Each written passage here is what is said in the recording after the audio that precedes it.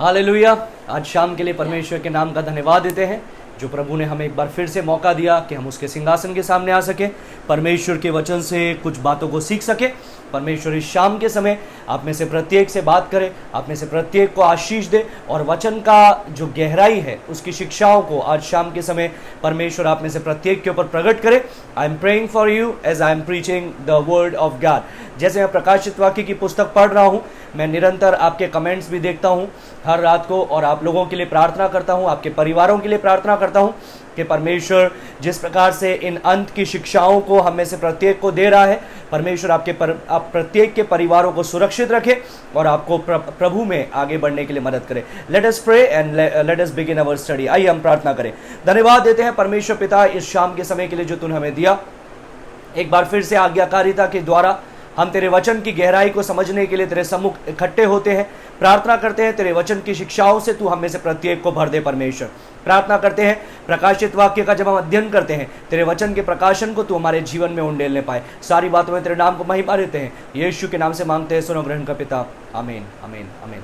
Hallelujah. आइए हम लोग शुरू करेंगे परमेश्वर के वचन का अध्ययन। प्रकाशित वाक्य उसका 16वां अध्याय उसके 12वें पद से 16वें पद तक। मैं चाह रहा था कि 12वें पद से 21वें पद तक पूरा आपको आज ही शाम को मैं समझा सकूं तो अच्छा होगा, क्योंकि सैटरडे को हमारा जो संडे को हमारा क्लास नहीं होता है और फिर मंडे को हमारा क्लास होता है। तो मैं सोच रहा था कि अच्छा होगा कि अगर सैटरडे को अगर मैं आपको ये पूरा 21वें पद तक मैं आपको पूरा प्रचार कर सकूं तो, लेकिन ऐसा हो नहीं पाया क्योंकि ये एक लंबा सब्जेक्ट है और इसलिए मैं उसको पूरा आपको आज शाम के समय नहीं बता पाऊंगा। तो इसलिए मैंने उसको 2 भाग में तोड़ा है, 2 भाग में विभाजित किया है। उसका पहला भाग जो है वो है 12 से 16, जिसके अंदर हम लोग छठी कटोरे के न्याय के बारे में पढ़ते हैं, और अंतिम भाग होगा 18वें पद से 21वें पद तक, जिसको हम लोग संडे को नहीं लेकिन मंडे को देखेंगे। तो आज हम लोग छठी जो कटोरे का न्याय है उसके बारे में अध्ययन करने जा रहे हैं। परमेश्वर इन वचनों के द्वारा आप में से प्रत्येक को आशीष दे। आइए हम लोग पढ़ेंगे प्रकाशित वाक्य 16वां अध्याय उसके 12वें पद से 18वें पद तक। Let us begin our reading. 6वें स्वर्गदूत ने अपना कटोरा महानदी फरात पर उंडेल दिया और उसका पानी सूख गया कि पूर्व दिशा के राजाओं के लिए मार्ग तैयार हो जाए। फिर मैंने उस अजगर के मुंह से और उस पशु के मुंह से और उस छठे भविष्यवक्ता के मुंह से 3 अशुद्ध आत्माओं को मेंढकों के रूप में निकलते हुए देखा। ये चिन्ह दिखाने वाली आत्माएं हैं जो सारे संसार के राजाओं के पास निकलकर इसलिए जाती हैं कि उन्हें सर्वशक्तिमान परमेश्वर के उस बड़े दिन की लड़ाई के लिए इकट्ठा करें। देख, मैं चोर के समान आता हूं। धन्य वह है जो जागता रहता है और अपने वस्त्रों की चौकसी करता है कि नंगा ना फिरे और लोग उसका नंगापन ना देखें। और उन्होंने उनको उस जगह पर इकट्ठा किया जो इब्रानी में हर मगिदोन कहलाता है। और फिर 17वें पद से हम लोग 7वें स्वर्गदूत के बारे में अध्ययन करते हैं।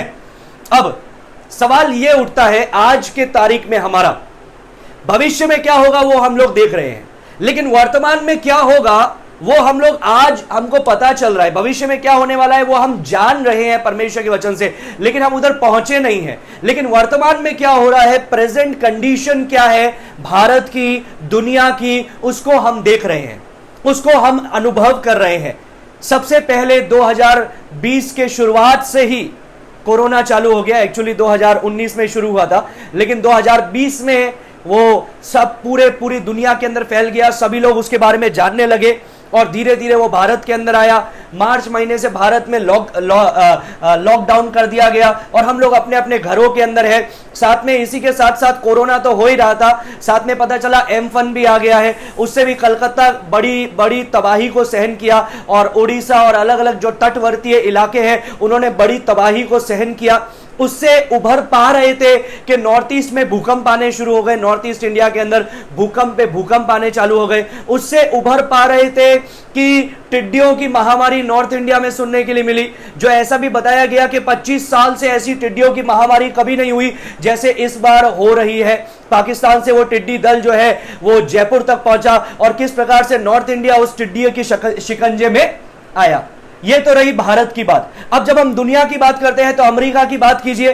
कोरोना चल रहा था, उसके बीचों बीच एक बड़ा साइक्लोन आ गया और उस साइक्लोन से जो साउथ अमेरिका, साउथ पार्ट है अमेरिका का, मिसिसिपी हुआ और बाकी जो आसपास का इलाका हुआ, उसमें भारी तबाही हुई।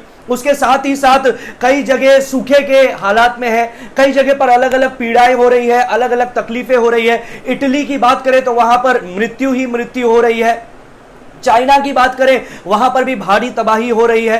तो हम लोग जब देख रहे हैं आज के वर्तमान की समस्या को, तो हमारे सामने एक प्रश्न आता है कि ये वर्तमान का कोरोना हुआ या टिड्डी की महामारी हुई या फिर अर्थक्वेक्स हुए या फिर एम्फन हुआ या फिर साइक्लोन हुआ, ये बाइबल की प्रोफेसी में, बिब्लिकल भविष्यवाणी में कहां ठीक बैठती है?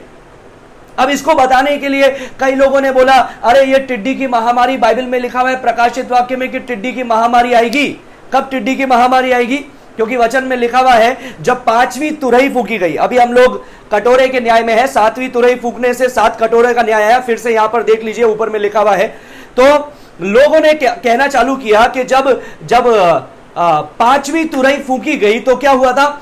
स्वर्ग से अधोलोक की चाबी दी गई थी, अथाह कुंड की चाबी दी गई थी, और अधोलोक की चाबी दी गई थी, और वहां पर आके अधोलोक को खोला गया और उन आत्माओं को निकाला गया जो नूह के जमाने से उसमें कैद थी, और वे टिड्डियों के रूप में आई आत्माएं, और उन्होंने मनुष्य को 5 महीने तक पीड़ा दी।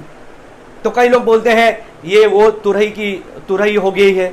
कई लोग बोलते हैं ये कोरोना चौथी मोहर है, जो चौथी मोहर के अंदर क्या हुआ? एक बड़ी महामारी, परमेश्वर ने बोला तलवार के द्वारा, जानवरों के द्वारा, पशुओं के द्वारा, वन पशुओं के द्वारा।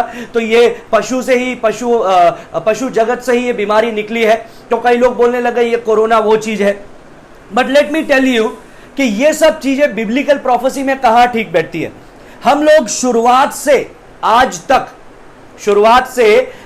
तक या इस दिन तक, ये 7 साल जब शुरू होगा उस दिन तक जितने परेशानी आई है, जितनी तबाहियां आई है, भूकंप हो, टिड्डी की महामारी हो, या पानी का लहू में बदलना हो जो मिस्र में हुआ था, या रेड टाइड हो जो अमेरिका के अलग अलग क्षेत्र में हो रही है, भले ही वो सूखे की परेशानी हो, अकाल हो जो दुनिया के अलग अलग क्षेत्रों ने सामना किया है, भले ही वो कोरोना जैसी महामारी हो जो फर्स्ट वर्ल्ड वॉर के बाद में भी ऐसा हुआ था, सेकेंड वर्ल्ड वॉर के बाद में भी एक बड़ी बड़ी महामारी आई थी और कितने करोड़ों लोग उससे मर गए थे।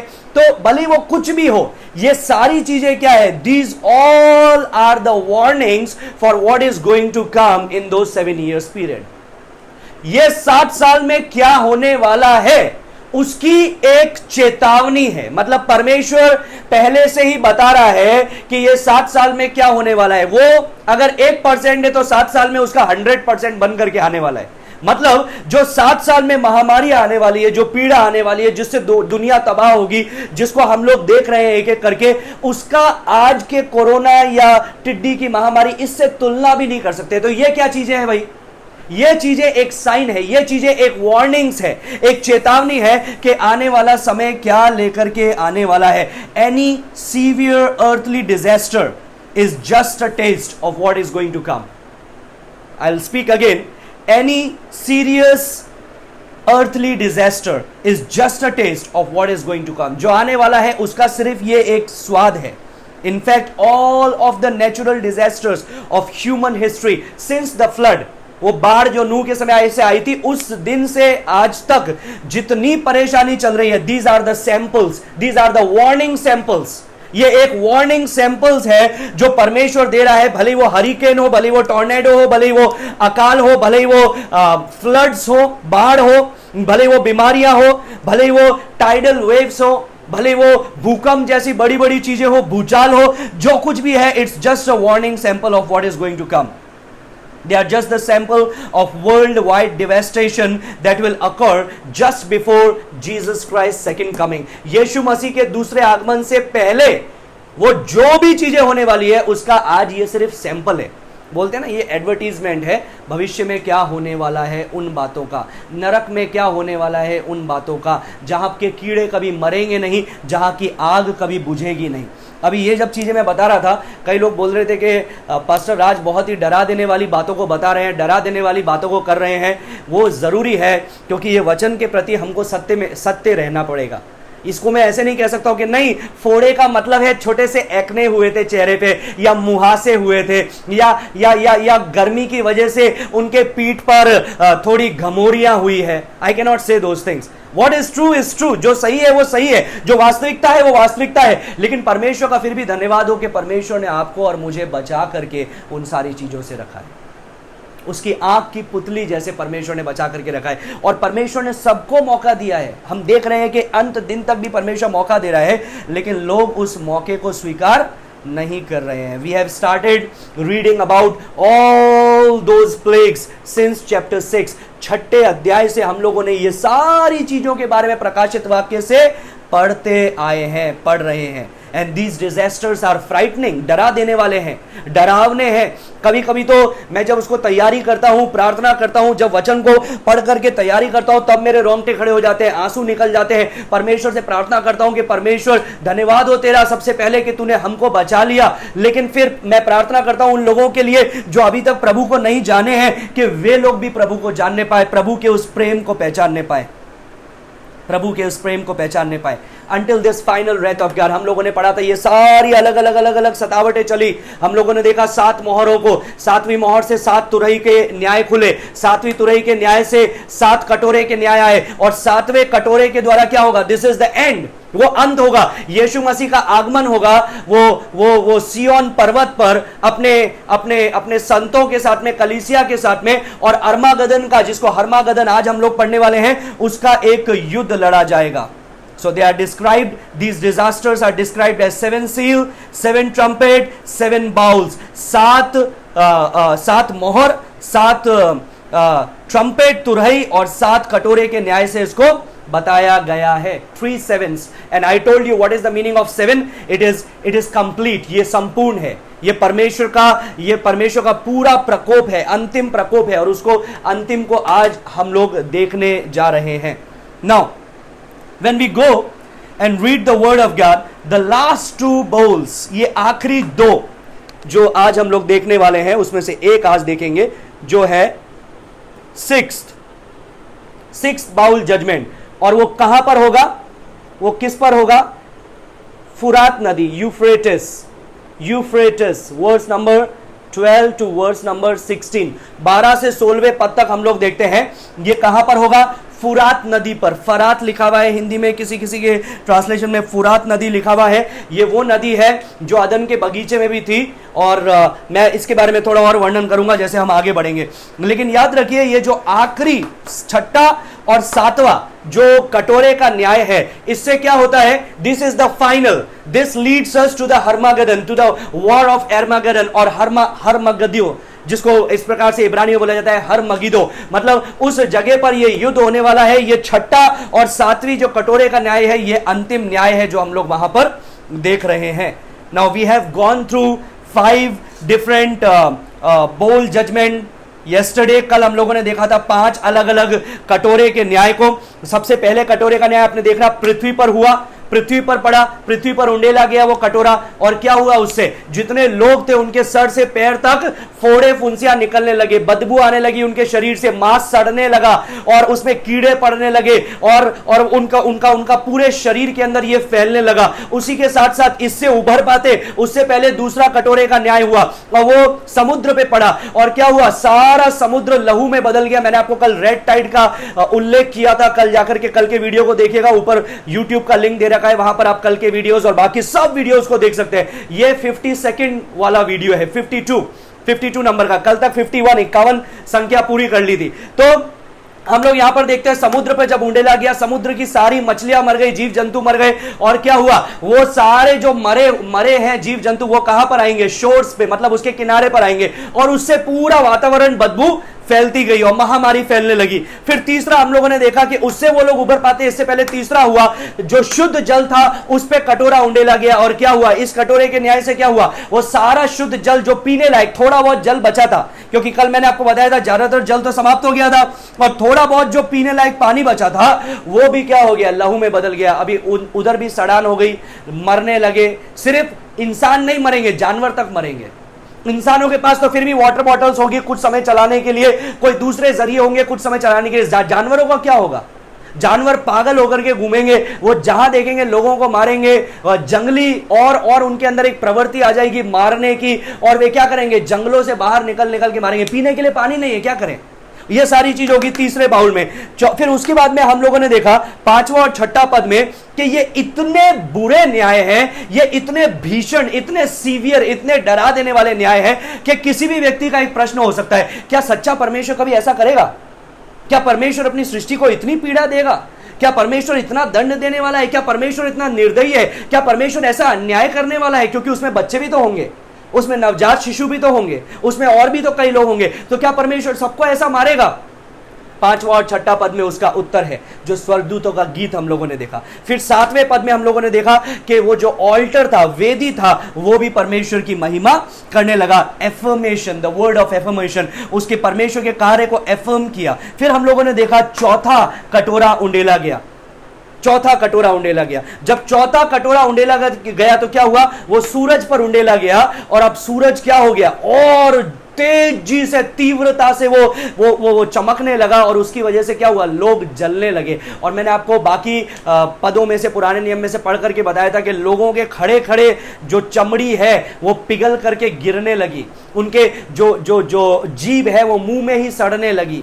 ये सारी चीजें उनके साथ में होने लगी। इतनी भीषण गर्मी होने लगी, कोई वनस्पति जिंदा नहीं रहेगी, जानवर जिंदा नहीं बचेंगे, लोग मरते जाएंगे, और ये सब हो रहा है। और इसी के साथ में पांचवा कटोरा उंडेला गया, और वो कहां उंडेला गया, on the throne of the beast, उस सिंहासन पे जहां पर मसीह विरोधी बैठता है। तो अब मसीह विरोधी के सिंहासन पे भी वो कटोरा उंडेला गया, और सारे संसार के अंदर क्या हुआ, उसके सारी जितना राज्य था उसमें अंधकार ही अंधकार फैल गया। अब क्या हो रहा है, अब हो रहा है छठा जो कटोरा है वो उंडेला गया। अभी हम लोग इस वचन में देख रहे हैं 12वें पद से 16वें पद तक जो छठा कटोरा उंडेला गया। अभी परमेश्वर ने पृथ्वी पर एक चेतावनी से, दूसरी चेतावनी से, तीसरी चेतावनी से, चौथी चेतावनी, इस 7 साल के समय में 21 चेतावनी, 21 महामारियों के द्वारा परमेश्वर ने दी। 7 मोहर, 7 तुरही, 7 कटोरे, 21 महामारी के द्वारा, जो एक से भीषण एक है, मतलब उसका इंटेंसिटी बढ़ता जा रहा है, वो बद से बदतर होती जा रही है, वो न्याय और ज्यादा मनुष्य पर पड़ता जा रहा है। और ये सारी चीजों के अंदर हम लोगों ने देखा, लोगों ने मन नहीं फिराया। ये हम लोगों ने कल देखा था 11वें पद में। लोगों ने फिर भी अपने कामों से मन नहीं फिराया, लोगों ने फिर भी परमेश्वर की नाम की निंदा की। और इससे हम लोग आते हैं हमारे आखिरी 2 कटोरे के न्याय पे जो परमेश्वर कर रहा है। और ये जो कटोरे का न्याय हो रहा है, हम लोग देखते हैं ये फुरात नदी पर उंडेला गया, और फिर हम लोग देखते हैं कि ये हरमगदोन की युद्ध के अंदर है। और ये जो हर मगिदो है, हर का मतलब होता है इब्रानी भाषा में पर्वत, पहाड़, और मगिदो का मतलब है एक स्थान, एक तराई। जो इजराइल जा चुके हैं उनको पता है जो मेगिदो की तराई है, उसके बारे में मैं थोड़ी देर में और कुछ बातों को बताऊंगा। लेकिन वो मेगिदो की जो तराई है, मेगिडो इंग्लिश में बोलते हैं, मगिदो हिंदी में बोलते हैं, वो मगिदो की जो तराई है वो इतनी बड़ी है, इतनी विशाल है, इतनी भीमका है कि वहां पर यह युद्ध लड़ा जाएगा। एक व्यक्ति है परमेश्वर का दास जॉन फिलिप, उसने इस प्रकार से बताया, तुलना की यीशु मसीह के आगमन से। यीशु मसीह आया, मनुष्य जाति के लिए मारा गया, और ये अंतिम यीशु मसीह आ रहा है और नाश कर रहा है, विनाश कर रहा है। इन दोनों के बीच में उसने तुलना की, the first coming of Jesus and the second coming of Jesus. He compared it and he said something like this. Listen to it, it is very interesting. He says the holy land has been chosen by God as the stage upon which 2 crucial events take place.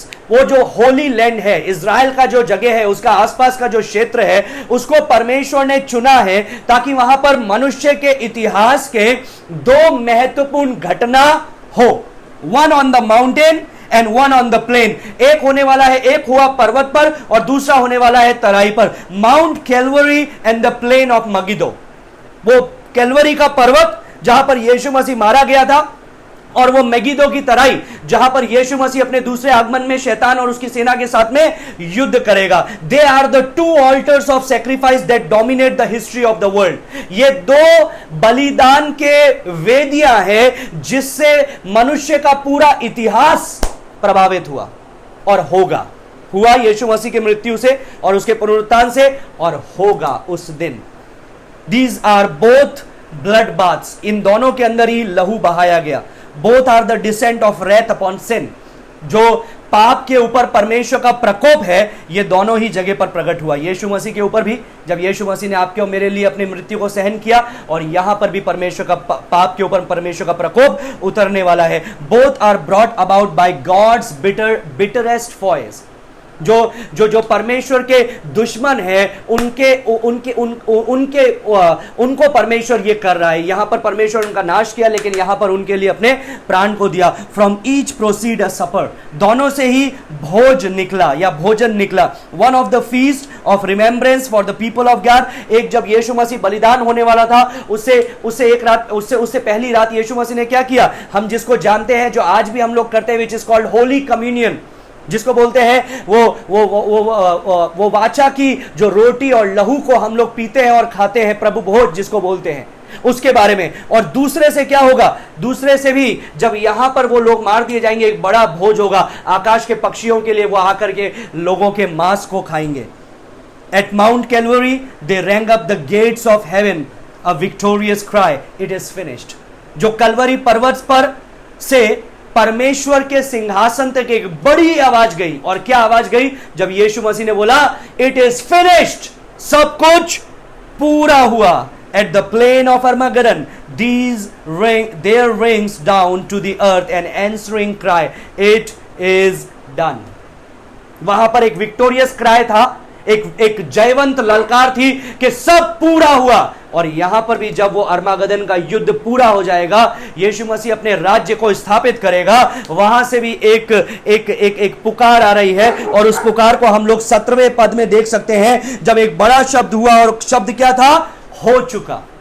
शब्द क्या था, हो चुका। It's an answer, ये एक उत्तर है उन सारे लोगों की प्रार्थनाओं का कि परमेश्वर तू कब अपने धार्मिकता को स्थापित करेगा, कब दुष्टता का नाश होगा, कब अपवित्रता दूर होगी और तेरा पवित्र राज्य स्थापित होगा। ये आपकी और मेरी प्रार्थनाएं हैं भाइयों बहनों। जब हम प्रार्थना करते हैं, हे मेरे पिता तू जो स्वर्ग में है, तेरा राज्य आवे, तेरी मर्जी इस पृथ्वी पर पूरी हो जैसे वो स्वर्ग में पूरी होती है, वो राज्य उस समय होगा। This is an answering cry, ये एक उत्तर की पुकार है। लेकिन और कुछ भी कंपैरिजन हम लोग देख सकते हैं। क्या कंपैरिजन देख सकते हैं, द जजमेंट ऑफ कैलवरी, जो न्याय कलवरी के पर्वत पर उतरा था, उससे पापियों के लिए क्षमा और अनुग्रह निकला। लेकिन जो न्याय मेगिदो की तराई में उतरने वाला है, उससे विनाश और अनंत दंड आने वाला है। पहला माउंट कैलवरी पे यीशु मसीह पापियों के लिए मरा, लेकिन ये जो मेगिदो है, यहां पर क्या होगा, पापी अपने आप के लिए मरेंगे। यही तो यीशु मसीह ने बोला था ना। यीशु मसीह ने क्या बोला था, यदि तुम मन ना फिराओ तो तुम अपने पाप और अपराध में मर जाओगे। तो पापी अपने आप के लिए मर रहे हैं। Here then is another like the cross of God's fierce judgment।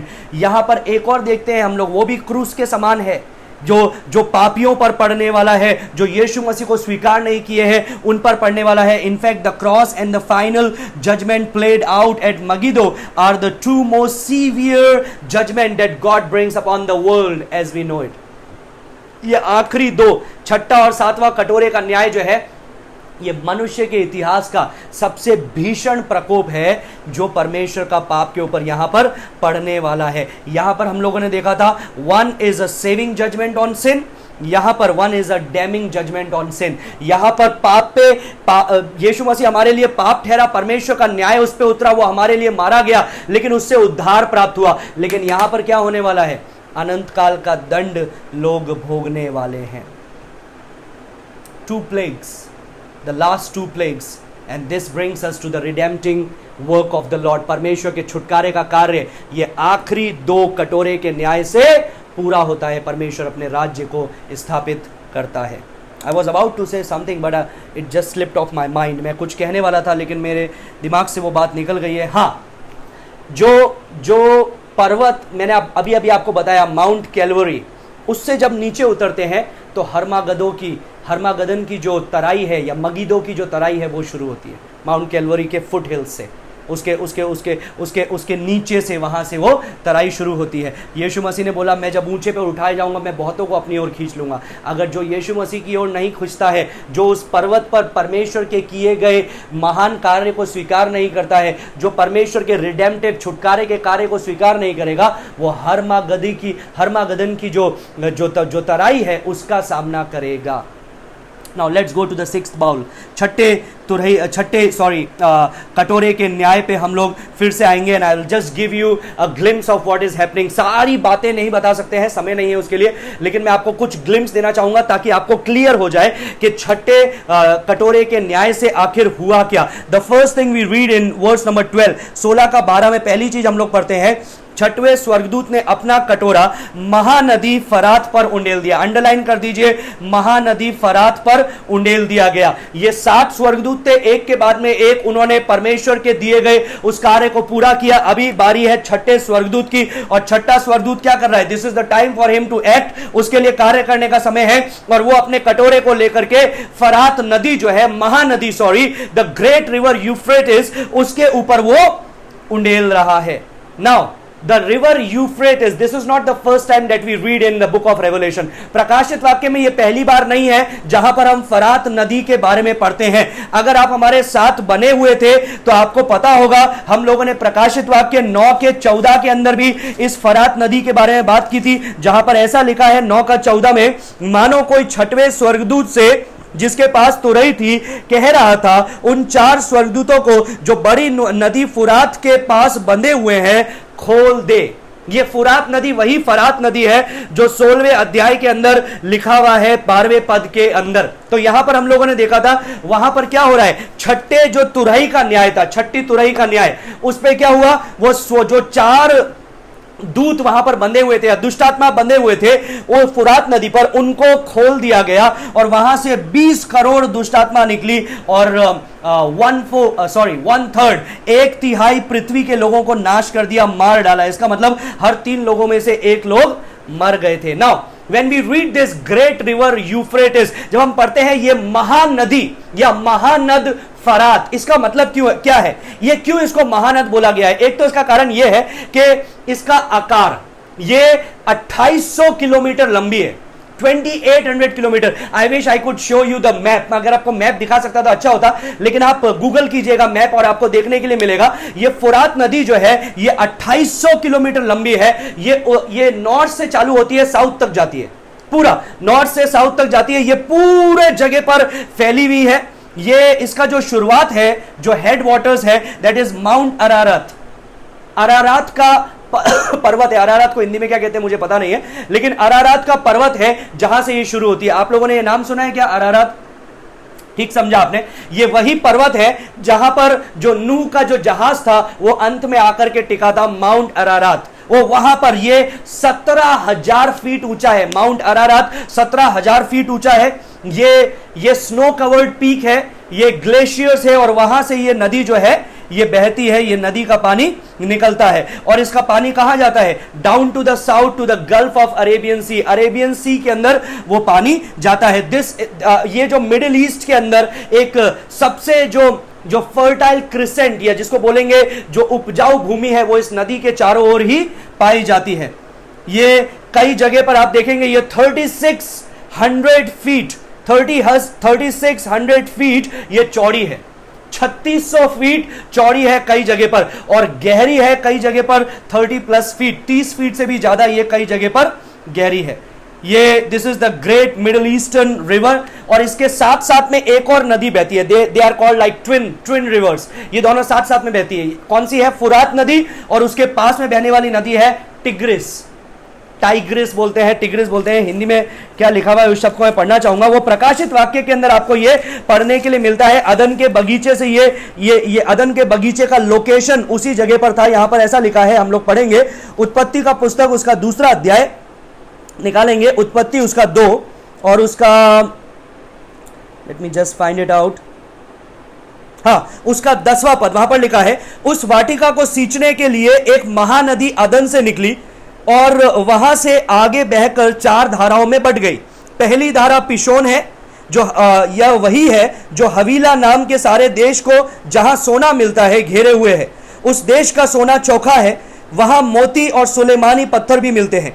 दूसरी नदी गीहोन है, यह वही है जो कूश के सारे देश को घेरे हुए है। और तीसरी नदी का नाम हिद्देखेल है, यह वही है जो अशूर के पूर्व में बहती है। और चौथी नदी का नाम फरात है। ये एक नदी जो इसमें से है, इंग्लिश में जो आप देखेंगे और इब्रानी भाषा में देखेंगे, वो नदी है जिसको टिग्रिस बोला गया है, which is the twin river to the river Euphrates. ये फरात नदी का ट्विन रिवर है जिसको बोला है टिग्रिस। इंग्लिश बाइबल जिसकी है वो लोग चेक कर सकते हैं वहां पर।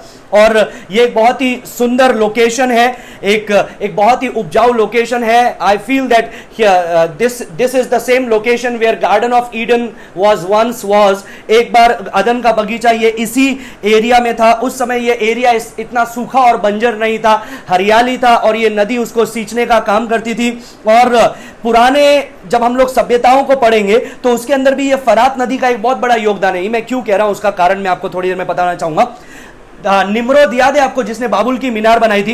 ये निम्रोद भी उसी नदी के आसपास इसने बाबुल की मीनार बनाई थी और बेबीलोन का जो जगह है वो तैयार हुई थी। हम्मुराबी व्यक्ति ने वहां पर लीगल कोड उस जगह पर बनाया था। नबूकदनेस्सर ने हैंगिंग गार्डन उसी क्षेत्र में बनाया है। जो आज का बेबीलोन कैपिटल है वो भी उसी के बैंक पर, उसी नदी के किनारे बनाया गया था। बिब्लिकल हिस्ट्री में देखेंगे तो अब्राहम, जिसको परमेश्वर ने कसदियों के क्षेत्र से परमेश्वर ने निकलने के लिए बोला था, वो वही क्षेत्र था। डैनियल और यहेजकेल उसी स्थान पर एग्जाइल मतलब बंदुआई के अंदर पड़े हुए थे। यहूदी उसी क्षेत्र से बंदुआई से लौटे थे।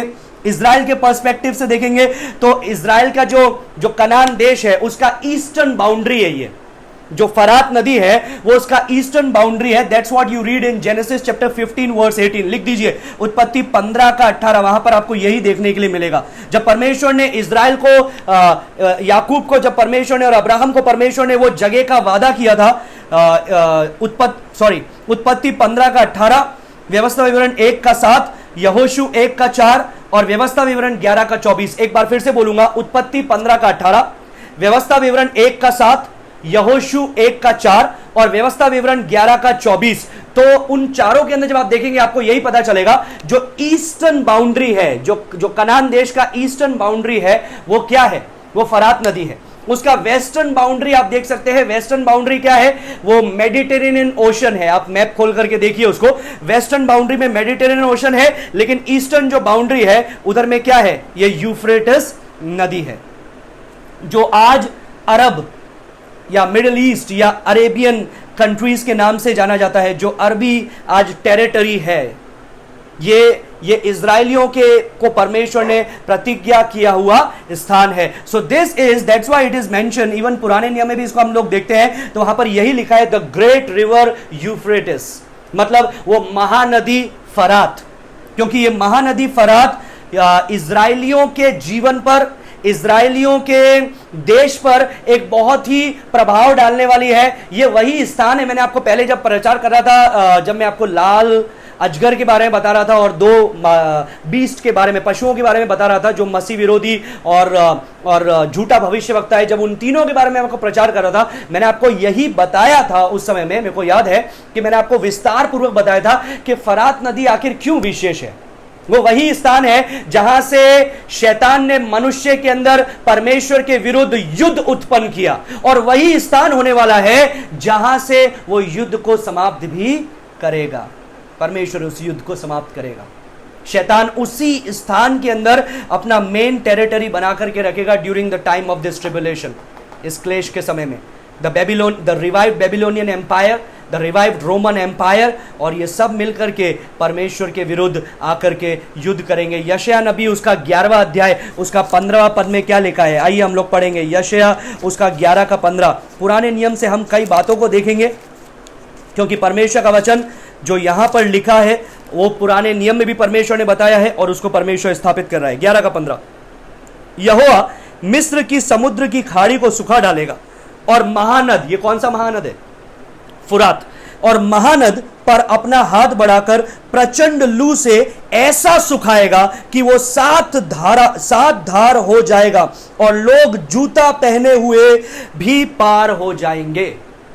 ये परमेश्वर ने पुराने नियम में ही बता दिया कि एक समय आएगा जब परमेश्वर ये महानद को, ये फरात नदी को पूरे तरह से सुखा देगा और उस सूखी भूमि पर लोग चल करके पैदल जूता पहने हुए भी उससे गुजरेंगे। ये कहां पूरा हो रहा है, ये प्रकाशित वाक्य 16वां अध्याय में पूरा हो रहा है। प्रकाशित वाक्य 16वां अध्याय में ये जो भविष्यवाणी की गई है यशायाह 11 का 15 में, वो बात यहां पर पूरा हो रही है जब परमेश्वर उस फरात नदी को सुखा देता है। क्योंकि 16वां अध्याय का 12वें पद में यही लिखा है ना कि फरात नदी पर महानद फरात में उसने अपना कटोरा उंडेल दिया और उसका पानी सूख गया और पूर्व दिशा के राजाओं के लिए मार्ग तैयार हो गया, पैदल जाने के लिए, कैसे भी जाने के लिए, उनके लिए वो रास्ता तैयार हो गया ताकि वो उसको पार वहां से हो जाए। अभी ये सूख जाना क्यों सिग्निफिकेंट है, क्यों महत्वपूर्ण है? वैसे ही मैंने आपको बताया ये एक बहुत ही भीमकाय विशालकाय नदी है जिसमें बहुत पानी है, और मैंने आपको पहले बताया था कि जब let's come to the fourth, चौथा, जब कटोरे का न्याय हुआ तो सूरज इतना तेजी से चमकने लगा कि लोगों की चमड़ियां जलने लगी, लोग जल करके मरने लगे। और क्या होगा अगर इतना धूप होने वाली है तो क्या होगा? मैंने आपको बताया था वो ग्लेशियर्स से वो नदी निकल रही है, ग्लेशियर्स से, है ना, वो अरारात के पर्वत से नदी निकल रही है। अब जब इतनी तीव्रता से सूरज चमकेगा तो क्या होगा? वहां पर जो बर्फ है वो पिघलेगी और उससे क्या होगा? ये जो फरात नदी है ये और भीमकाय और विशालकाय हो जाएगी। लेकिन यहां पर परमेश्वर का वचन बोलता है परमेश्वर उसको पूरी तरह से क्या कर देगा?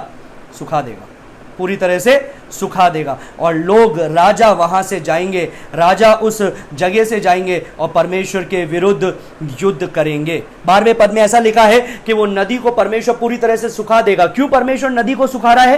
क्योंकि वहां पर ऐसा लिखा है उसका पानी सूख गया और पूर्व दिशा के राजाओं के लिए एक मार्ग तैयार हो गया। पूर्व दिशा के राजाओं के लिए एक मार्ग तैयार हो गया। Millions of Asians, literally that's what it says, the kings of the rising of the sun, पूर्व दिशा मतलब सूरज उगने का जो दिशा है वहां से राजा आएंगे और परमेश्वर के विरुद्ध यहां पर हरमगिदो में, अरमागदन का जो युद्ध है वो लड़ा जाएगा। अब ईस्ट में कौन है?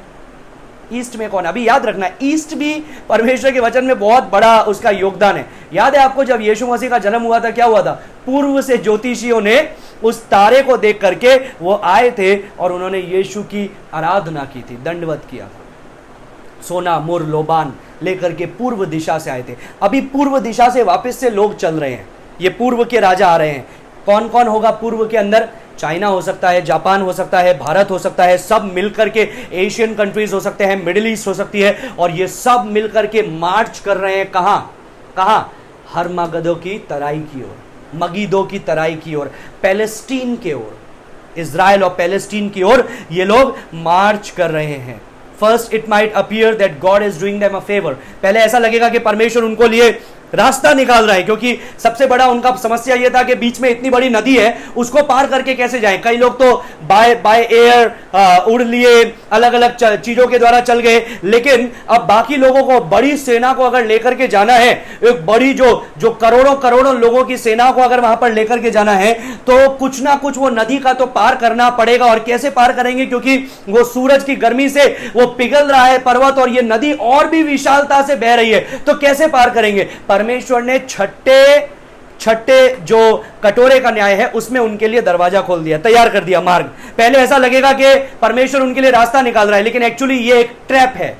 ये वो परमेश्वर के सामने फंस रहे हैं, वो मरने वाले हैं। They are going to die. The Egyptians army, जिस प्रकार से आपको पता है मिस्र की सेना वो सूखी भूमि पर जब लाल समुद्र को दो भाग में विभाजित किया गया, इजराइल के लोग चले गए, मिस्र की सेना ने सोचा आओ हम लोग भी इनका पीछा करेंगे, वे लोग भी जाने लगे, लेकिन उनके लिए एक डेडली ट्रैप था, वे सब के सब मर गए, ये सब के सब नाश हो गए, और यहां पर भी वही होने वाला है। So the question is this, प्रश्न यह है, what's make them to come, क्यों वे लोग आ रहे हैं, क्यों, वाई आर दे कमिंग, क्यों ये लोग आ रहे हैं? ये आ रहे हैं क्योंकि वो बैटल ऑफ अर्मागदन, वो हर्मगिदों की जो युद्ध है उसको लड़ने के लिए ये आ रहे हैं। 16वें के अंत में लिखा है हर्मगिदोन कहलाता है, इस जगह पर वे लोग इकट्ठे हो रहे हैं इस युद्ध के लिए। किसके विरुद्ध युद्ध के लिए? क्या शैतान के विरुद्ध युद्ध के लिए? क्योंकि शैतान ही तो, मसीह विरोधी ही तो अभी वन वर्ल्ड गवर्नमेंट चला रहा है, तो आखिर युद्ध किसके विरुद्ध होने वाला है? किसके विरुद्ध वो यहां पर युद्ध कर रहे हैं? ये पॉसिबल हो सकता है, कई लोग बोलते हैं, मैं पढ़ रहा था अलग अलग चीजों को, तो कई लोग बोलते हैं वे एक दूसरे के विरुद्ध युद्ध करेंगे क्योंकि अब अंत होने वाला है और इतनी सारी पीड़ाएं हो रही है, मसीह विरोधी उनको मदद नहीं कर पा रहा है, झूठा भविष्यवक्ता उनको मदद नहीं कर पा रहा है, शैतान उनको मदद नहीं कर पा रहा है, तो अब क्या हो रहा है? अब वे लोग मसीह विरोधी और झूठे भविष्यवक्ता के विरुद्ध ही युद्ध कर रहे हैं, लेकिन उसके बारे में हम लोग वचन से कहीं पर हवाला नहीं देखते हैं। कई लोग बोलते हैं कि वो इजराइल के विरुद्ध युद्ध करने आ रहे हैं क्योंकि सारी जो समस्या का जड़ है वो इजराइल है, इस प्रकार से शैतान और मसीह विरोधी भी उनको भड़काएगा और वे सारी सेना तैयार करके इजराइल के साथ में एक युद्ध लड़ने के लिए आ रहे हैं और उनको पूरी तरह से तबाह और खत्म करने के लिए वे लोग आ रहे हैं। It might be true, it may not be true. 12वें अध्याय में हम लोग देखते हैं 1260 दिन के लिए परमेश्वर ने इजराइल को एक स्थान पर छुपा दिया, एक स्थान पर रख दिया, जिन लोगों ने विश्वास किया ऑब्वियसली। तो लेकिन एक बात यहां पर सच्चा है कि वे लोग क्यों आ रहे हैं, क्योंकि वचन में लिखा है 13वें पद में, फिर मैंने उस अजगर के मुंह से, ये अजगर कौन है? शैतान। फिर लिखा है और उस पशु के मुंह से, ये कौन है? ये मसीह विरोधी एंटी क्राइस्ट, और उस झूठे भविष्यवक्ता के मुंह से 3 दुष्ट अशुद्ध आत्माओं को मेंढकों के रूप में निकलते हुए देखा। दिस में seem like a scene of a horror movie, एक हॉरर मूवी का दृश्य की जैसे यहां पर कई लोगों को लगेगा। ये क्या हो रहा है? यहां पर शैतान मसीह विरोधी जो पहला पशु है और झूठा भविष्यवक्ता जो दूसरा पशु है, ये क्या कर रहे हैं? इनके मुंह से अशुद्ध आत्माएं मेंढकों के रूप में निकल रही है। अनहोली ट्रिनिटी, जिसके बारे में मैंने आपको पहले बताया था, और ये क्या कर रही है? उसके मुंह से निकल रही है। क्यों उसके मुंह से निकल रही है? क्यों उसके मुंह के बारे में बताया? क्योंकि आपको पता है परमेश्वर का वचन 12वें अध्याय 13वें अध्याय में दोनों में हमको ये बताया है कि शैतान ने भी क्या किया? अपने मुंह के द्वारा परमेश्वर की निंदा की, दिल से गलत सोचा, मुंह के द्वारा परमेश्वर की निंदा की। वो झूठे भविष्यवक्ता ने, मसीह विरोधी ने भी क्या किया? अपनी मूर्ति को लगाया, अपनी पूजा करवाई और परमेश्वर के विरुद्ध झूठी बातों को कहा, उसको एक लाइंग टंग, मतलब एक झूठ बोलने वाली जीभ दी गई। तो अब क्या हो रहा है? उसी के मुंह से वो निकल रहा है। That means it is coming from them, वो उसकी ओर से आ रहा है। द स्पिरिट ऑफ डीमंस, ये दुष्ट आत्माओं की आत्मा है, ये दुष्ट आत्माएं हैं। कई लोग ये 3 मेंढक क्या है उसके बारे में बताने लगते हैं। कोई बोलता है ये देश मेंढक है, ये दूसरा देश मेंढक है, ये तीसरा देश, ये तीसरा मेंढक है। बहुत सारे अलग अलग प्रकार की धारणाओं को बता करके रखा है। इंटरनेट पर सर्च कीजिएगा, यूट्यूब पे सर्च कीजिएगा, वो 3 मेंढक क्या है, इतने सारे एक्सप्लेनेशन है। लेकिन अंत में यही है, हो सकता है, nobody is sure, but we are sure of one thing। हम एक बात के बारे में यहां पर हम लोग पूरी तरह से कह सकते हैं कि वो दुष्ट आत्माएं हैं, क्योंकि यहां पर लिखा है उसके मुंह से 3 अशुद्ध आत्माएं मेंढकों के रूप में निकलते हुए देखा। मेंढक निकलते हुए नहीं देखा, मेंढकों के रूप में निकलते हुए देखा। अभी मेंढक जो है वो एक detestable unclean animal, unclean thing गिना जाता है। लय व्यवस्था 11वां अध्याय में जब आप पढ़ेंगे तो मेंढक को बोला जाता है कि वो अशुद्ध प्राणी है और वो वहां से निकल रहा है। So it's a graphic scene for John to understand. यूहन्ना के लिए समझने के लिए उसके लिए है, और यूहन्ना इस बात को भली भांति समझ सकता है। और पर्शिया के अंदर भी, फारस के अंदर भी जो देखेंगे वो उस क्षेत्र के अंदर है। वहां पर एक अहिरीमान का एक देवता था और उसके साथ में एक और देवता था जो इस मेंढक के स्वरूप में वो देवता को गिना जाता है। और वो देवता किसका देवता है? महामारी लाने का, मृत्यु लाने का वो देवता है। So that means it might be that thing. ये हो सकता है वो चीज कि these are demons, these are seducing spirit, they are spreading lies, they are spreading deception. इस प्रकार की झूठी तबाही को ला रहे हैं। Now what's the point? ये लोग जा रहे हैं, ये दुष्ट आत्माएं जा रही है, ये क्या करने के लिए जा रहे हैं? आखिर इतनी बड़ी भीड़ क्यों वो आ रही है परमेश्वर के विरुद्ध युद्ध करने के लिए, जबकि वो पीड़ा के अंदर है। पहले जो कटोरे का न्याय था, उनके शरीर पे फोड़े हैं, फुंसियां हैं, चारों तरफ पीने के लिए पानी नहीं है, और सूरज इतना गर्म हो चुका है कि वो जल रहे हैं, और उसके बाद में ऐसा अंधकार हो गया जो पूरे पृथ्वी भर पे फैल गया। तो आखिर ये ऐसे समस्या को सहन करते हुए भी व्हाई आर दे कमिंग, क्यों वे लोग आ रहे हैं? और उसका कारण क्या है?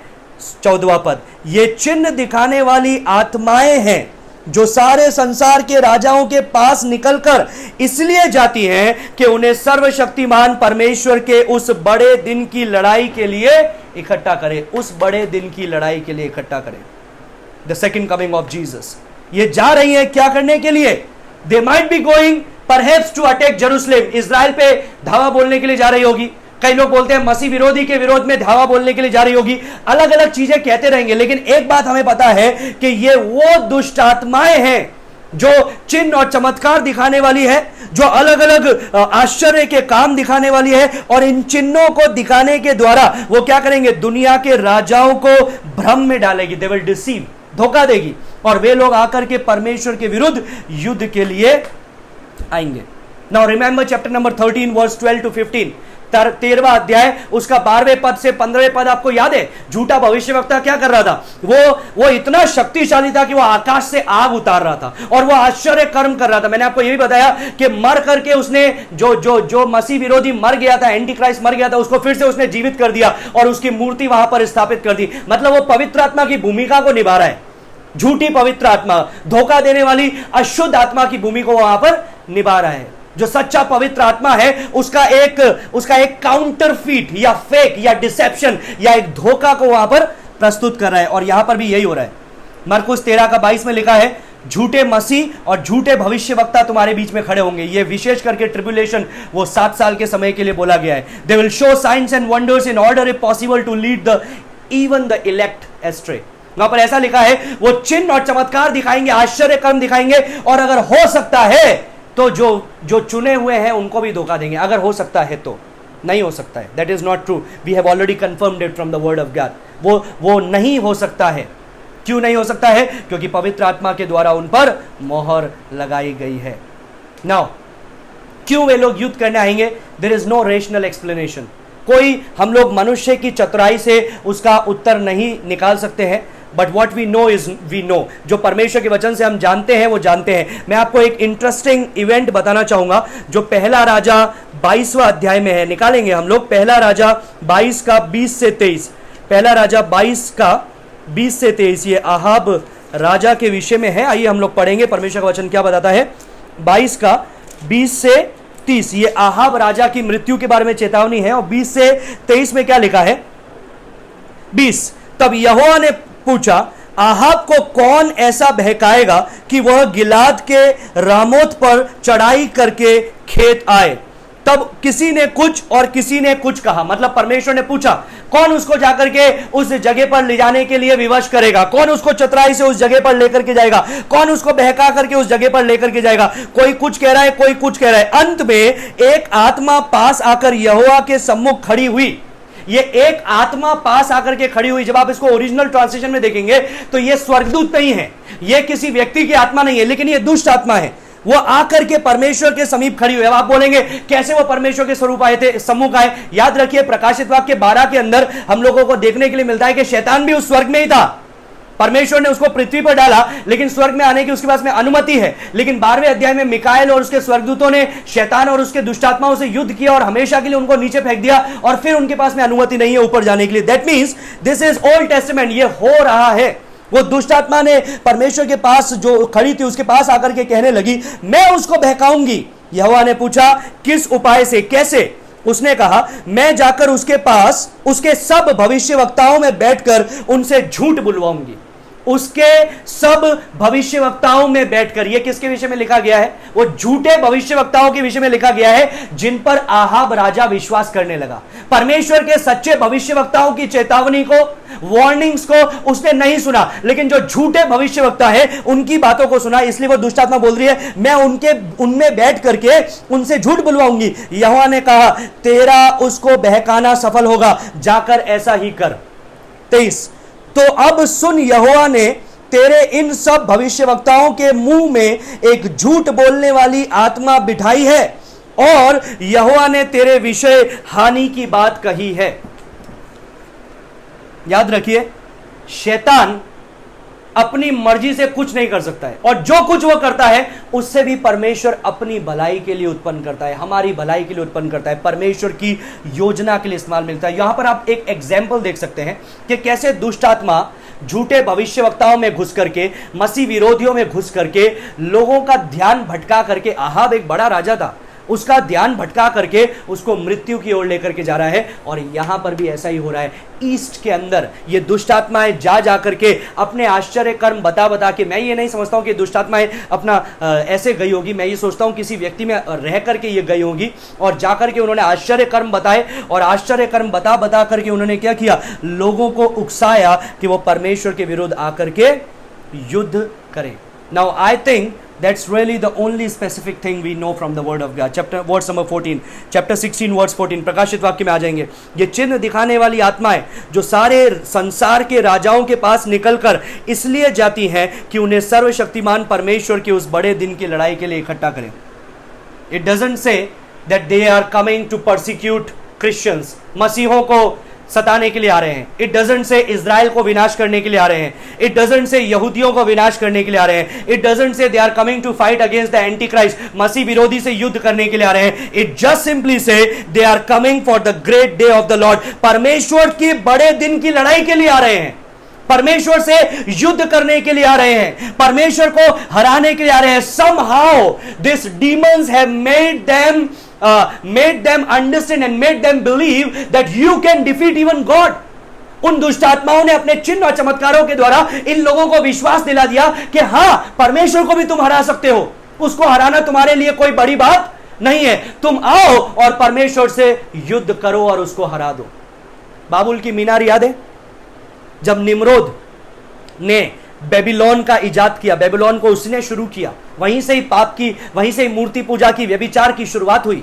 और वहां पर हम लोग क्या पढ़ने के लिए हमको मिलता है, यह पढ़ने के लिए मिलता है कि उसने क्या किया, एक ऐसी बड़ी मीनार बनाई जो स्वर्ग तक जाए, परमेश्वर के सिंहासन तक। ये यहां पर भी यही हो रहा है, शैतान यही कर रहा है, जो शुरुआत में हुआ था वही अंत में हो रहा है। और जिस क्षेत्र में फुरात नदी पर वो निम्रोद ने बाबुल की मीनार को बनाया था, वही फुरात नदी से ये ईस्ट की सेनाएं आ रही है। See how it is connected, it's like a clock, यहां से शुरू हुआ, घूम करके वापस यहीं पर ही आ रहा है। अदन के बगीचा वहां पर था, निम्रोद की युद्ध वहां पर, निम्रोद ने परमेश्वर के विरुद्ध युद्ध वहां पर किया। सबसे पहले मूर्ति पूजा वहां से शुरू हुई, सबसे पहले व्यभिचार और वो सारी चीजें वहां से शुरू हुई, परमेश्वर के विरुद्ध बलवा वहां से शुरू हुआ। और ये सारी चीजों को देखते देखते देखते देखते हम लोग उसी के पास में। अब जब मैं व्यभिचार बोल रहा हूं तो ये मत सोचिएगा, आप बोलेंगे नूह से पहले भी तो व्यभिचार था। हाँ था, लेकिन यहां पर क्या हो रहा है, idol worship and prostitution under the name of the idol worship, and then it starts it dispersed to the rest of the world। वहां से परमेश्वर ने उन्हें तितर बुत्तर किया और वे पूरे पृथ्वी पर फैल गए, जहां जहां वो फैले मूर्ति पूजा को अपने साथ में लेकर के गए। इसलिए आपको लोगों को कनेक्शन करने में आसानी होगा कि आज जितनी जगह पर भी आइडल वर्शिप्स हो रही है, कहीं ना कहीं कनेक्शन देख लीजिएगा। Indian gods and goddesses, Egyptian gods and goddesses, Roman gods and goddesses, Chinese gods and goddesses, though they are communist, but if you combine all those things, the dragon they worship, if you combine all those things, जब उस सब चीज़ों को आप मिलाते हैं, it goes to the Tower of Babel, it goes to the Garden of Eden, it goes to the day of the Lord। तो यहाँ पर परमेश्वर क्या कर रहा है, विनाश को लेकर के आ रहा है। योएल नबी ने 3 अध्याय का 9 से 13 में इसके बारे में बताया है। आइए हम लोग योएल नबी की किताब पढ़ेंगे। योएल नबी की किताब, पुराने नियम में जोएल, उसका 3 अध्याय, उसका 9वें पद से लगा करके 13वें पद तक हम लोग परमेश्वर के वचन से पढ़ेंगे और देखेंगे परमेश्वर का वचन हमको क्या बोलता है। 3 का 9 से 13, जाति जाति में यह प्रचार करो, युद्ध की तैयारी करो, अपने शूरवीरों को उभारो, सब योद्धा निकट आकर लड़ने को चढ़े। सुनिए, अपने अपने हल की फाल को पीट करके तलवार और अपनी अपनी हंसियों को पीट करके बर्छी बनाओ। जो बलहीन हो वो अब भी कहे मैं वीर हूं, हे चारों ओर के जाति जाति के लोगों, फुर्ती करके आओ और इकट्ठे हो जाओ। हे यहोवा, तू भी अपने शूरवीरों को वहां ले जा।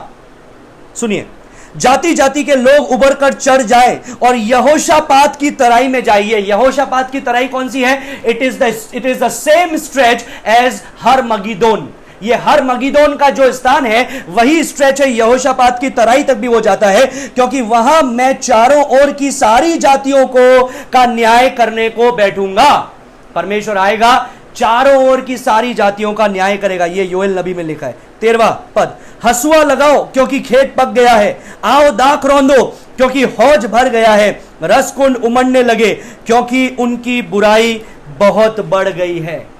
ये फसल काटने के बारे में, हसुआ लगाने के बारे में हम लोगों ने पहले भी वचन में पढ़ा था, आपको याद होगा 14वें अध्याय के अंदर। और मैंने आपको बताया था कि ये धर्मियों का बारे में नहीं बता रहा है, ये योएल नबी की भविष्यवाणी के अनुसार उस अंतिम समय के बारे में बता रहा है। आइए पढ़ेंगे भजन संहिता उसका 2 का 1 और 2, वहां पर भी इसके विषय में लिखा है, जाति जाति के लोग क्यों हुल्लड़ मचाते हैं और देश देश के लोग व्यर्थ बातें क्यों सोच रहे हैं। यहोवा और उसकी अभिषिक्त के विरुद्ध पृथ्वी के राजा मिलकर और हाकिम आपस में सम्मति करके ये कहते हैं, आओ हम उनके बंधन तोड़ डालें और उनकी रस्सियों को अपने ऊपर से उतार फेंके। खासतौर से पहला और दूसरा पद, जाति जाति के लोग परमेश्वर के विरुद्ध और परमेश्वर के चुने हुए लोगों के विरुद्ध आ रहे हैं। और क्यों आ रहे हैं? क्योंकि एक दुष्ट आत्मा, 3 दुष्ट आत्मा है, ये 3 मसीह विरोधी झूठा भविष्यवक्ता और शैतान की ओर से निकली और पूरे दुनिया के राजाओं को जाकर के परमेश्वर के खिलाफ युद्ध करने के लिए लेकर के आई। अब जब 17वां अध्याय में हम उसके बारे में पढ़ेंगे तो और विस्तार पूर्वक मैं आपको बताऊंगा कि आखिर ये क्या चीजों के बारे में बता रहा है, लेकिन कुछ पद मैं पढ़ना चाहूंगा। 17वां अध्याय का 12वां पद, 17 का 12, वहां पर ऐसा लिखा है, प्रकाशित वाक्य 17 का 12, जो 10 सींग तूने देखे वे 10 राजा हैं जिन्होंने अब तक राज्य नहीं पाया, पर उस पशु के साथ घड़ी भर के लिए राजाओं का सा अधिकार पाएंगे।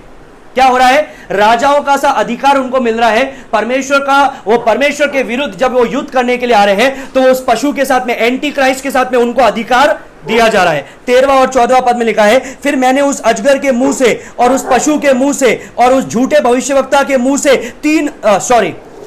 17 का 13 और 14, वहां पर ऐसा लिखा है, ये सब एक मन होंगे और वे अपनी अपनी सामर्थ्य और अधिकार उस पशु को देंगे। मतलब वो क्या कर रहे हैं? अपना अपना सामर्थ्य और अधिकार पशु को दे रहे हैं। मतलब वे एक हो रहे हैं, अपनी सेना पशु की सेना के साथ में मिला रहे हैं, बाकी दुनिया की सेनाओं के साथ में मिला रहे हैं। क्या करने के लिए? 14वें पद, वे मेमने से लड़ेंगे और मेमना उन पर जय पाएगा, क्योंकि वो प्रभुओं का प्रभु और राजाओं का राजा है, और जो बुलाए हुए और चुने हुए और विश्वासी हैं वे उसके साथ हैं, वे भी जय पाएंगे, वे भी जय पाएंगे। यीशु मसीह के साथ में उसकी पूरी संतों की सेना आएगी। युद्ध नहीं करना पड़ेगा। हम लोग सातवें कटोरे में देखेंगे, युद्ध शुरू होने से पहले ही समाप्त हो जाता है। वे सब के सब एक साथ मर जाते हैं। कैसे? वो हम लोग मंडे के दिन देखेंगे। लेकिन they have come from the whole world, पूरी दुनिया से वे लोग उस मेमने के खिलाफ युद्ध करने के लिए आए हैं। They might have come by their plane, ships, trucks, trains, anyway they can get there. किसी भी रास्ते से जैसा वो वहां पर पहुंच सके उस रास्ते से वो वहां पर पहुंचे हैं। अब a great multitude of people, एक बहुत ही भयानक और बड़ी प्रजा, और उनका क्या उद्देश्य है? परमेश्वर के विरुद्ध युद्ध करना, परमेश्वर के विरुद्ध युद्ध करना। That is the purpose of the sixth bowl.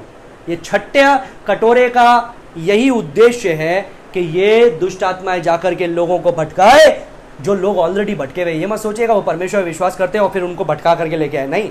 वो ऑलरेडी इस मसीह विरोधी की पूजा कर रहे हैं। उन लोग ऑलरेडी उन्होंने 666 की मोहर अपने ऊपर ले रखी है। ऑलरेडी वो परमेश्वर की व्यवस्था का इंकार कर चुके हैं। ऑलरेडी 1,44,000 यहूदी लोगों के प्रचार को अनदेखा किया। वो 2 गवाहों के प्रचार को अनदेखा किया, बाकी यहूदियों के प्रचार को अनदेखा किया, स्वर्गदूतों के प्रचार को नहीं माना। वे लोग हैं ये जिन्होंने पूरी तरह से परमेश्वर को रिजेक्ट किया है, जिनके ऊपर ये सारे 5 कटोरे पड़े और फिर भी उन्होंने परमेश्वर को रिजेक्ट किया, परमेश्वर की बात को नहीं सुना। ये वे लोग हैं जो परमेश्वर के विरुद्ध युद्ध करने के लिए आ रहे हैं। दानियेल 11 का 40 से 45 जब आप पढ़ेंगे तो ये उसी के बारे में लिखा है, जब वो सब मिल करके परमेश्वर के विरुद्ध आकर के युद्ध करेंगे। और 45वें पद में लिखा है लेकिन फिर भी परमेश्वर उनको नाश कर देगा। पहला थिस्सलुनीकियों 5:2 में भी यही चीज लिखा है परमेश्वर के उस दिन के बारे में, क्योंकि अगला पद वहां पर लिखा है, देख मैं चोर के समान आता हूं, धन्य वह है जो जागता रहता और अपने वस्त्र की चौकसी करता है कि नंगा ना फिरे और लोग उसका नंगापन ना देखे। दूसरा थिस्सलुनीकियों 1:10 में भी यही लिखा है कि जिस दिन वो आएगा संत महिमा को प्राप्त करेंगे। और वही चीज हम लोग 17वें अध्याय में हम लोगों ने 14वें पद में देखा कि जो संत उसके साथ में आए हैं, विश्वासी उसके साथ में आए हैं, वे भी जय प्राप्त करेंगे। दूसरा थिस्सलुनीकियों 2 अध्याय में वो सारी बातों के बारे में हम लोग पढ़ते हैं। योएल 2:11 में उन चीजों के बारे में हम लोगों ने पढ़ा। योएल 3 अध्याय 2 पद, 3 पद, 4 पद में उस विषयों के बारे में हम लोग पढ़ते हैं। और यहां पर जब वो आ रहा है, Jesus comes and it's over, यीशु मसीह आता है और जैसे ही वो उतरता है सब समाप्त हो जाता है। ये जितने लोग उसके विरुद्ध युद्ध करने के लिए आए हैं, they are dead, they are totally gone, they are totally defeated. 19:11 में अगर विश्वास नहीं हो तो 19:11 में पढ़ेंगे। फिर मैंने स्वर्ग को खुला हुआ देखा और देखता हूं एक श्वेत घोड़ा, ये यीशु मसीह है। हम लोगों ने 6 अध्याय के पहले पद में देखा था वो मसीह विरोधी था श्वेत घोड़े पर, लेकिन ये यीशु मसीह है श्वेत घोड़े पर, और उस पर एक सवार है जो विश्वास योग्य और सत्य कहलाता है। वो धर्म के साथ न्याय और युद्ध करेगा। फिर इस पद में इस प्रकार से लिखा है 12 से 15 में जब हम लोग पढ़ते हैं, उसकी आंखें आग की ज्वाला है, उसके सर पर बहुत से राज मुकुट है, उस पर नाम लिखा है जिसे उसको छोड़ कोई और नहीं जानता। वो लहू छिड़का हुआ वस्त्र पहने और उसका नाम परमेश्वर का वचन है। स्वर्ग की सेना श्वेत घोड़ों पर सवार और श्वेत और शुद्ध मलमल पहने हुए उसके पीछे पीछे आती है। Who are these people? You are here. आप और मैं इस प्रजा के अंदर हैं जो श्वेत घोड़े पर सवार होकर के श्वेत मलमल के कपड़े पहन करके उसके साथ में आ रहे हैं। हालेलुया। याद रखिए वो सेनापति है जो परमेश्वर का वचन बोलता है जय से जय के उत्सव में लिए चलता है। हमको ये होगा उस दिन। फिर लिखा है जाति जाति को मारने के लिए उसके मुंह से एक चौखी तलवार निकलती है। जाति जाति को मारने के लिए उसके मुंह से एक चौखी तलवार निकलती है। फिर लिखा है वो लोहे का राजदंड लिए हुए उन पर राज करेगा और सर्वशक्तिमान परमेश्वर के भयानक प्रकोप की जलजलाहट की मदिरा के कुंड में दाख रौंद देगा। 16 पद, उसके वस्त्र और जांघ पर यह नाम लिखा है राजाओं का राजा और प्रभुओं का प्रभु। राजाओं का राजा और प्रभुओं का प्रभु। और क्या होगा? This is so very end. 17वें पद में 21वें पद तक पढ़ना चाहूंगा। फिर मैंने एक स्वर्गदूत को सूर्य पर खड़े हुए देखा। उसने बड़े शब्द से पुकार कर आकाश के बीच में से उड़ने वाले सब पक्षियों से कहा, आओ परमेश्वर के बड़े भोज के लिए इकट्ठे हो जाओ। यीशु मसीह ने जब मृत्यु को सहन किया, एक भोज आया। क्या भोज आया? प्रभु भोज। लेकिन जो परमेश्वर को स्वीकार नहीं करते हैं, जो यीशु की उस मृत्यु को स्वीकार नहीं करते हैं, वे खुद एक भोज बन जाएंगे। ये 19:17 वही लिखा है, आओ परमेश्वर के बड़े भोज के लिए तैयार हो जाओ, जिससे तुम राजाओं का मांस और सरदारों का मांस और शक्तिमान पुरुषों का मांस और घोड़ों का और उनके सवारों का मांस, क्या स्वतंत्र क्या दास, क्या छोटे क्या बड़े, सब लोगों का मांस खाओ। फिर मैंने उस पशु और पृथ्वी के राजाओं और उनकी सेनाओं को उस घोड़े के सवार और उसकी सेना से लड़ने के लिए इकट्ठे देखा। ये इकट्ठे हो रहे हैं, ऊपर चिड़िया और पंछी भी इकट्ठे हो रहे हैं इनके मांस को खाने के लिए। वह पशु और उसके साथ वह झूठा भविष्यवक्ता पकड़ा गया जिसने उसके सामने ऐसे चिन्ह दिखाए थे जिनके द्वारा उसने उनको भरमाया, जिन पर उस पशु की छाप थी। और जो उसकी मूर्ति की पूजा करते थे वे दोनों जीते जी उस आग की झील में जो गंधक से जलती है डाले गए। शेष लोग उस घोड़े के सवार की तलवार से, कौन घोड़े के सवार की तलवार से? यीशु मसीह, जिसके मुंह से तलवार निकल रही है, उसकी तलवार से जो उसके मुंह से निकलती थी मार डाले गए और सब पक्षी उनके मांस से तृप्त हो गए। ये अंत है। ये 6 तुरही 7वीं तुरही जब फूकी गई, और यहां पर हम लोग ये अंत को देख सकते हैं। अभी 16वें अध्याय में फिर से हम लोग आएंगे। 15वां पद एक गैप का जैसा दिखाई दे रहा है ना। 14वें पद तक हम लोगों ने देखा लड़ाई के लिए इकट्ठे हुए, अचानक 15वें पद में लिखा है देख मैं चोर के समान आता हूं। ये क्या है? कनेक्शन क्या है? एक्चुअली 14वां पद के बाद में डायरेक्ट घटना जो हो रही है वो 16वां पद हो रहा है, और उन्होंने उनको उस जगह इकट्ठा किया जो इब्रानी में हरमगिदोन कहलाता है। अभी ये 15वां पद क्या है? It is like a prelude. ये एक प्रिल्यूड की जैसा है, या ये एक रेस्ट की जैसे है, एक रेस्पाइट की जैसा है, जैसे हम लोगों ने पहले भी देखा था। आपको याद है जब छठी मोहर खोली गई और 7वीं मोहर के बीच में एक रेस्ट हम लोग देखते हैं, एक रेस्टिंग टाइम देखते हैं, बीच में एक अध्याय देखते हैं जहां पर प्रभु ने हमको कुछ बताया, 7वां अध्याय। फिर जब छठी तुरही फूंकी गई और 7वीं तुरही के बीच में भी हम लोग एक गैप देखते हैं। अब जब छठा कटोरे का न्याय उमड़ा और 7वां कटोरे का न्याय उमड़ने वाला है, उसके बीच में भी एक छोटा सा रेस्टिंग टाइम है। लेकिन ये जो रेस्टिंग टाइम है वो बाकी रेस्टिंग टाइम से एकदम थोड़ा है। क्यों थोड़ा है? क्योंकि ये जो न्याय कटोरे के न्याय है ये एक के बाद में एक तीव्रता से आने वाला है। और यहां पर परमेश्वर यीशु मसीह क्या बोलता है? Behold I am coming like a thief. मैं एक चोर के समान आता हूं। He is coming like a thief. वो एक चोर के समान आता है। Now how does a thief come? एक चोर किस प्रकार से आता है? सडनली, क्विकली, अचानक आता है, तुरंत आता है। प्रकाशित वाक्य 22 का 7 में लिखा है behold I am coming quickly, देखो मैं शीघ्र आता हूं। प्रकाशित वाक्य 22 का 12 में लिखा है behold I am coming quickly, देखो मैं शीघ्र आता हूं। प्रकाशित वाक्य 22 का 20 में लिखा है yes I am coming quickly, हाँ मैं शीघ्र आता हूं। So how does a thief come? ये चोर से के बारे में क्यों बताया गया है? क्योंकि वो अचानक आता है, वो तुरंत आता है, वो पूरी तैयारी के साथ में आता है और वो विनाश करने आता है। और यहां पर यीशु मसीह भी क्या करने आया है? विनाश करने के लिए आया है।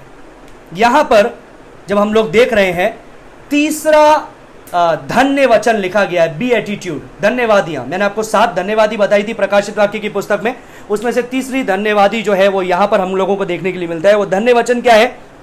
धन्य वह है जो जागता रहता है और अपने वस्त्र की चौकसी रखता है कि नंगा ना फिरे और लोग उसका नंगापन ना देखें। This is like a beatitude. ये एक धन्यवादी है, आशीष वचन है उन लोगों के लिए जो उस समय में परमेश्वर को स्वीकार किए हैं और परमेश्वर उनको याद दिला रहा है देखो मैं शीघ्र आता हूं, देखो मैं शीघ्र आ रहा हूं, तुम तैयार रहो, तुम चौकसी में रहो। और ये एक वार्निंग भी है उन लोगों के लिए जो प्रभु को स्वीकार नहीं किए हैं कि तुम जब परमेश्वर आएगा तो तुम उस धार्मिकता के वस्त्र से ढके हुए नहीं होंगे, तुम नंगे होंगे। पहला यूहन्ना 2 का 28 में क्या लिखा है? अगर हम मसीह यीशु में बने रहते हैं, when he appears we may have confidence and not shrink away from him in shame at his coming। उसके दूसरे आगमन से हम पीछे नहीं मुड़ेंगे, हम शर्मिंदा नहीं होंगे। अभी ये लिखा गया है खास तौर से उन लोगों के लिए जो इस समय में जीवन बिता रहे हैं, जिन्होंने यीशु को स्वीकार किया है। परमेश्वर बता रहा है, उनको एक आशीष वचन दे रहा है, देखो मैं शीघ्र आ रहा हूं, I am not going to delay it, मैं देर नहीं करूंगा। फिर आता है 16वां पद जो अंतिम पद है ये छठी कटोरे के न्याय का, और वो क्या है? They gather them together to the place which is in Hebrew Harmagedon. Harmagedon की तराई की ओर वे सब जने वहां पर इकट्ठे हुए। अगर आपने कभी इज़राइल गए होंगे तो आपने ये मेगिदो की तराई जरूर देखी होगी। ये इज़राइल से 96 किलोमीटर नॉर्थ तक भी जाती है, साउथ तक भी जाती है। ये पूरा एक प्लेन है, आप देखिएगा, इंटरनेट पर सर्च कीजिएगा, अर्मागदन का वॉर का लोकेशन सर्च कीजिएगा, वहां पर आपको दिखेगा कि वो उत्तर से लेकर दक्षिण तक पूरा एरिया है और वहां पर ये सेना आएगी और परमेश्वर से युद्ध करने के लिए आएगी। एक बड़ी सेना जो परमेश्वर से युद्ध करने के लिए आएगी। ये 20 करोड़ से भी बड़ी एक सेना है जो परमेश्वर से युद्ध करने के लिए आएगी। ये वो स्थान है, ये मगिदो की तराई वो स्थान है कि जब नेपोलियन ने इसको पहली बार देखा था तो नेपोलियन ने बोला नेपोलियन ने इस प्रकार से बोला, this is the greatest battlefield, natural battlefield. ये एक संसार की सबसे बड़ी प्राकृतिक रीति से तैयार की गई या प्राकृतिक रीति से तैयार की गई या सृष्टि के द्वारा तैयार की गई एक युद्ध भूमि है। ये वो भूमि है जहां पर बराक ने कैनानाइट से, कनानियों से युद्ध किया था न्यायियों 4 अध्याय के अंदर। ये वो भूमि है जहां पर गिद्दौन ने युद्ध किया था न्यायियों 7वां अध्याय में। ये वो भूमि है जहां पर शाऊल और जोसाया जो राजा है वो मारे गए थे। और यही वो भूमि है जहां पर सब युद्धों से बड़ा युद्ध होने वाला है भविष्य के अंदर, जो 6ठी और 7वीं कटोरे के न्याय से वो आने वाला है। 14वां अध्याय का 20वां पद आपको याद है, वहां पर लिखा है कि जब ये लोग मार दिए जाएंगे, जब ये युद्ध होगा, जब ये लोग मरेंगे, तो क्या लिखा है वहां पर, 320 किलोमीटर तक इनका लहू बहेगा और 4-4 फीट तक इनका लहू रहेगा, मतलब नदी के समान इनका लहू बहेगा, जहां देखो लहू ही लहू। और जब हम लोग ये 320 किलोमीटर का स्ट्रेच देखते हैं तो हमको पता चलता है ये पूरा स्थान है यरूशलेम, उसका नॉर्थ और उसका साउथ, वो एस्ड्रेलियन का जो जगह है, तराई है, वो वहां तक जाता है। ये पूरा स्थान वही स्थान के बारे में बताता है। जकरिया इसके बारे में कुछ बातों को बताता है, मैं इसके साथ में अंत करना चाहूंगा। जकरिया उसका 14 का 1 से 4, जकरिया नबी की पुस्तक उसका 14वां अध्याय 1 से 4। सुनो, यहोवा का ऐसा दिन आने वाला है जिसमें तेरा धन लुटकर तेरे बीच में बांट लिया जाएगा, क्योंकि मैं सब जातियों को यरूशलेम से लड़ने के लिए इकट्ठा करूंगा और वह नगर ले लिया जाएगा और घर लूट जाएंगे और स्त्रियां भ्रष्ट की जाएगी। नगर के आधे लोग बंधुआई में जाएंगे, परंतु प्रजा के शेष लोग नगर में ही रहने पाएंगे। तब यहोवा निकलकर उन जातियों में से लड़ेगा और जैसा वह संग्राम के दिन लड़ा था, उस दिन वह जैतून के पर्वत पर पांव रखेगा जो पूर्व की ओर यरूशलेम के सामने है। वह जैतून का पर्वत पूर्व से लेकर पश्चिम तक बीचों बीच से फटकर बहुत बड़ा खड्डा हो जाएगा। And this talks about the same thing, this talks about the same incident. योएल 3 का 16 में भी इसी के बारे में बताया गया है और यही चीज होने वाला है। But before the battle of Armageddon, ये हर मगिदो के लड़ाई से पहले होने वाला है 7वें कटोरे का न्याय। ये 6ठा और 7वां कटोरे का न्याय दोनों ही उसी स्थान पर है, वो हर मगिदो के युद्ध की ओर जाते समय ये हो रहा है। और 7वें कटोरे का न्याय हम लोग मंडे को देखेंगे और उसके साथ में हम लोग 16वें अध्याय का अंत करेंगे और फिर हम लोग 17वें अध्याय में जाएंगे। Thank you for being with us, thank you for being patient, and I believe God is teaching you many deep truths from the word of God. परमेश्वर के वचन से गहराई की बातों को परमेश्वर आपको बता रहा है, सिखा रहा है, जानने के लिए मदद कर रहा है। और सबसे बड़ी चीज ये जानने के लिए मदद कर रहा है कि किस प्रकार से वचन में क्या लिखा है, उसके लिए इंटरनेट पे खोजने की जरूरत नहीं है, वचन ही वचन को समझाता है।